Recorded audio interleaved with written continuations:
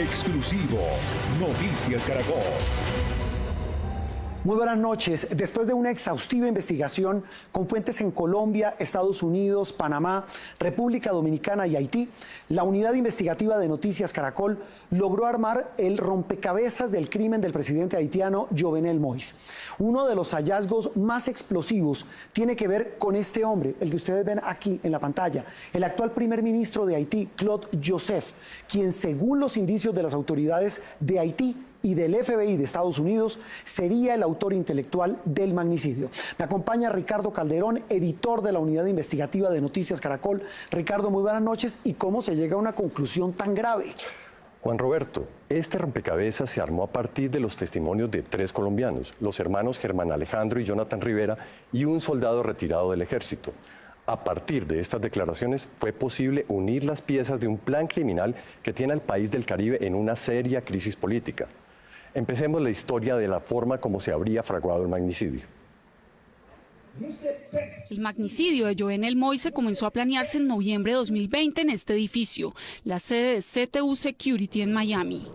Allí estuvieron reunidos el venezolano Antonio Intriago, dueño de la empresa, el gerente colombiano Arcángel Pretel, el haitiano estadounidense James Solash, un diplomático haitiano de apellido Ascart, el médico haitiano ya capturado Christian Shannon y el colombiano Jonathan Rivera García.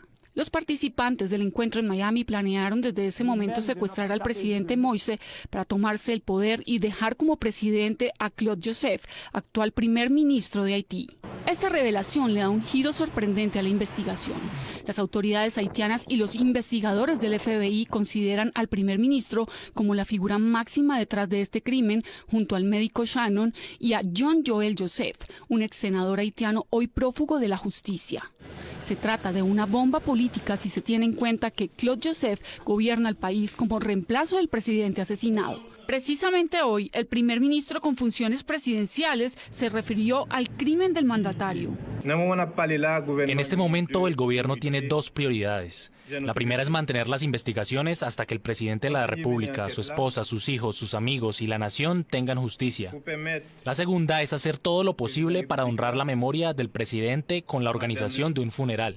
Entre las pruebas conocidas por la unidad investigativa de Noticias Caracol hay llamadas telefónicas y fotos de reuniones que vinculan al primer ministro con los mercenarios colombianos. Los investigadores tienen claro el papel que habría jugado cada uno de los participantes de la conspiración. Tras la reunión en Miami, el colombiano Pretel y en especial el haitiano James Solash volvieron a buscar a Jonathan Rivera, quien había estado en la reunión y quien los llevó hacia su hermano, el capitán retirado del ejército Germán Rivera, y hacia el sargento retirado Duvernay Capador. Ellos 3 se convertirían en los enlaces claves con los mercenarios colombianos y el primer ministro. Y sus destinos terminaron muy distinto. Jonathan no estuvo en la operación y se convirtió en un testigo de excepción en este caso, mientras que su hermano Germán terminó capturado en Haití y Capador murió en la residencia del presidente a manos de las autoridades haitianas. Los investigadores documentaron que entre noviembre y mayo, Solash sostuvo comunicación telefónica constante desde Miami con Capador y los hermanos Rivera. Entre sus contactos telefónicos aparece otro hombre clave en este caso para las autoridades, el abogado y líder político haitiano Fenil Gordon, que según los investigadores participó de la consecución de las armas para el comando de mercenarios. Muy bien, Ricardo y televidentes, ya tenemos identificados a los colombianos que lideraron el reclutamiento de los exmilitares colombianos que terminan en Haití. Hablamos del capitán retirado, Germán Rivera, y el sargento Capador, quien finalmente terminó muerto el día que asesinaron al presidente. Ricardo, ¿cómo logran rastrear y ubicar a las personas que llevarían a cabo este operativo criminal? Juan Roberto, los 2 personajes que usted menciona seleccionaron a 21 exmilitares a través de 4 empresas en Colombia y por medio del voz a voz, donde pasaban a las personas que se postularan para recomendar a otras. Ellos fueron seleccionados, pero no todos sabían lo que iban a hacer. Así fue el reclutamiento. La empresa desde la que se habría organizado el magnicidio es CTU, con sede en Miami. Esta habría designado al capitán Germán Rivera y al sargento Duvernay Capador para reclutar a los mercenarios. Ellos 2 acudieron a sus contactos con 3 empresas colombianas reconocidas por haber enviado militares retirados a prestar servicios de seguridad en Medio Oriente. Noticias Caracol se abstiene de revelar los nombres de estas empresas para no entorpecer la investigación en Colombia, pero la unidad investigativa rastreó los movimientos financieros de una de estas compañías y encontró movimientos por casi 700 millones de pesos, inusuales para sus negocios normales durante los 2 meses previos al magnicidio. Los investigadores también le siguen el rastro a una multinacional británica, uno de los jugadores más grandes del mundo en el mercado de los servicios de seguridad, y a sus representantes en Colombia, por su papel en el reclutamiento. Entre Capador, Rivera y estas empresas habrían contactado al menos a 200 militares retirados en Colombia para ofrecerles un trabajo en el Caribe. Mire, yo ya estaba todo listo, esta es la maleta mía con el pasaporte. Por diferentes razones, la mayoría rechazó la propuesta. Me dijo que estuviera por ahí pendiente porque había un trabajo en el exterior y que estuviera pendiente, que sacara el pasaporte. De pronto lo necesitaba, que a cualquier momento me llamaba para ser requerido. Yo estaba preparándome, pues ellos dijeron que ellos seleccionaban los primeros y el segundo vuelo ya íbamos los otros. En mayo, los reclutadores ya habían logrado armar su escuadrón de 21 retirados, entre oficiales, suboficiales y soldados, la mayoría de ellos con entrenamiento de lanceros y fuerzas especiales. Estos fueron los que viajaron a Haití, y de este grupo, solo 7 conocían el verdadero objetivo de la misión hasta ese momento: secuestrar al presidente Moise. Y llegó finalmente, Ricardo y televidentes, el día del golpe final, el asesinato del presidente Jovenel Moïse el pasado 7 de julio. Ricardo, ¿qué dicen estos delatores de los que ustedes han hablado frente a la participación del primer ministro Claude Joseph en el magnicidio? Juan Roberto, al menos 3 de los colombianos contaron detalles de las reuniones que sostuvieron con el alto funcionario del gobierno y con otros dirigentes políticos en Puerto Príncipe los días previos del atentado. Aquí les tenemos el día a día de la fase final de la operación criminal contra el mandatario de los haitianos. El 6 de mayo, 2 meses antes del magnicidio, la operación se puso en marcha. El sargento Duvernay Capador, los hermanos Germán y Jonathan Rivera, y un amigo de ellos, el piloto y policía retirado Ronald Ramírez, salieron del aeropuerto El Dorado hacia Ciudad de Panamá, en el vuelo CM-877 de Copa Airlines. Noticias Caracol conoció en exclusiva estas imágenes que prueban su tránsito por el aeropuerto Tocumen de la capital panameña, donde abordaron el vuelo CM-107 con destino a Santo Domingo, la capital de República Dominicana. De acuerdo con los testimonios de los hermanos Rivera, ese mismo día el grupo se encontró en Santo Domingo con un diplomático haitiano de apellido Ascart, el mismo que habría estado en una reunión en Miami 6 meses atrás, donde se empezó a planear el magnicidio. El funcionario se encargó de gestionar rápidamente las visas para entrar a Haití de estos 4 colombianos. 4 días después, esta avanzada de los mercenarios colombianos vuela hacia Puerto Príncipe, la capital haitiana, y se encuentra con el médico Christian Sanon, uno de los conspiradores ya capturados. Se alojan en una casa en el sur de la ciudad, muy cerca de la embajada de Alemania, y también en inmediaciones de la residencia del presidente. En este punto, de acuerdo con las declaraciones de los hermanos Rivera, habrían ocurrido varias reuniones con miembros del Tribunal Supremo de Justicia de Haití y políticos del más alto nivel, entre ellos el ex senador y hoy fugitivo John Joel Joseph, a quien los colombianos conocían como Triple J. De acuerdo a las declaraciones, el encuentro más relevante fue con el primer ministro Claude Joseph. Los hermanos Rivera le dijeron a los investigadores que el primer ministro les informó de un nuevo plan. Ya no secuestrarían al presidente, debían asesinarlo.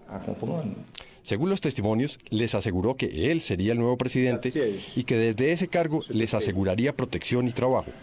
Por eso, creen las autoridades, los mercenarios no tenían un plan de escape. Ese cambio de objetivo causó una pelea entre los hermanos Rivera. Jonathan y el piloto Ronald Ramírez decidieron regresar a Colombia. La misión siguió adelante sin ellos. El 4 de junio, los 19 exmilitares restantes abordaron el vuelo 0252 de Avianca hacia Santo Domingo. 2 días después, pasaron por tierra a través del puesto fronterizo Carrizal, en Haití. Solo 7 de ellos conocían la verdadera misión. Para los demás, la tarea consistía en brindar seguridad al gobierno. Durante 4 semanas ajustaron los detalles finales de la misión. El 7 de julio, después de 7 meses de planeación, la operación fue ejecutada. El grupo llegó a la casa del presidente. Los 7 colombianos, acompañados de 3 policías haitianos, entraron y asesinaron al mandatario. Según los testigos, ellos habrían sido Carlos Guerrero, Mauricio Romero, Duvernay Capador, Juan Carlos Yepes, Manuel Grosso, Neil Durán y Naiser Franco. Los demás, incluido el capitán Rivera, se quedaron prestando seguridad en las afueras mientras se ejecutaba el magnicidio. ¿Por qué llegó Haití a este trágico momento de su historia? Para entender los móviles políticos que pueden estar detrás del magnicidio del presidente, averiguamos por la guerra de poder que se libra en ese país del Caribe. Jovenel Moïse fue perdiendo uno a uno los apoyos que le dieron la victoria en 2016. En los últimos meses habían pedido su renuncia a la oposición, los sindicatos, los empresarios, las iglesias y varios sectores de la sociedad civil. Crecían la inconformidad y las protestas. Y al parecer, algunos decidieron actuar por su cuenta. Tan pronto se anunció el crimen, Claude Joseph, primer ministro desde abril, se hizo cargo del gobierno y decretó el estado de sitio. En teoría se actuó según la Constitución. Sin embargo, 2 días antes de su muerte, Jovenel Moïse había designado un nuevo jefe de gobierno, Ariel Henry. No llegó a posesionarse, pero el nombramiento fue publicado esa semana en el diario oficial. Por eso, algunos cuestionan la legitimidad de Joseph. Estamos en un limbo terrible. Un primer ministro Joseph de salida, pero que aún no había asistido a la juramentación del segundo. Y entonces Henry tiene un documento en sus manos que dice que fue designado. Y resulta que él fue despedido. Claude Joseph ha vuelto a tomar el poder. Ese es el golpe.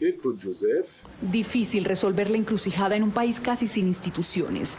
Jovenel Moïse no organizó elecciones parlamentarias desde que llegó al poder y los mandatos de los legisladores expiraron.